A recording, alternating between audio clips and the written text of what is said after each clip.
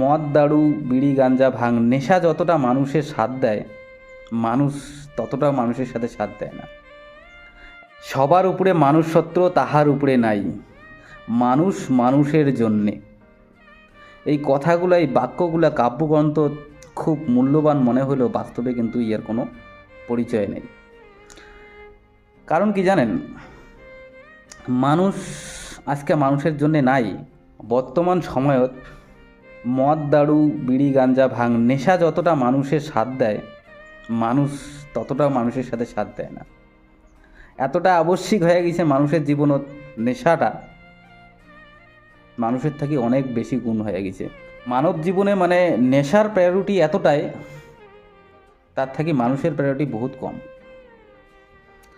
তার অনেক কারণও আছে নির্দিষ্ট, যে মানুষ যেগুলো প্রায়োরিটি দেয়, মানুষ যার সাহারায় বাঁচে থাকিবার পায়, মানুষ সাহারা পায় নেশার, সেই সময়টা নেশায় দেয় মানুষ।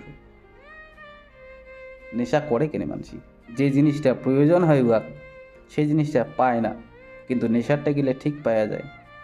তাই শান্তিটা তো কমসে কম রিল্যাক্সেশন জিনিসটা তো দেয়, কিন্তু মানুষ কিন্তু এই জিনিসটা দেয় না।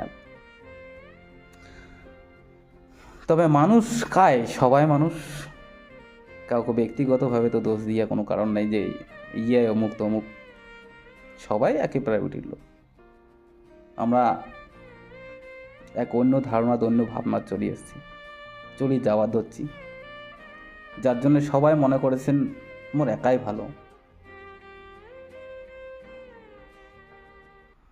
এমন একটা এমন একটা সময়ের দিকে আগে ধরছে যেটা হয়েছে সিঙ্গেল, একা থাকাটাই বেস্ট, মানে একলাই থাকাটাই সব থেকে শ্রেষ্ঠ, শ্রেয়।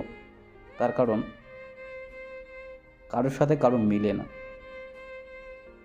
পৃথিবীটা আলাদা, সব সেপারেট হওয়ার চিন্তা ভাবনার দিকে আগে যাওয়া হচ্ছে আমরা সৃষ্টি।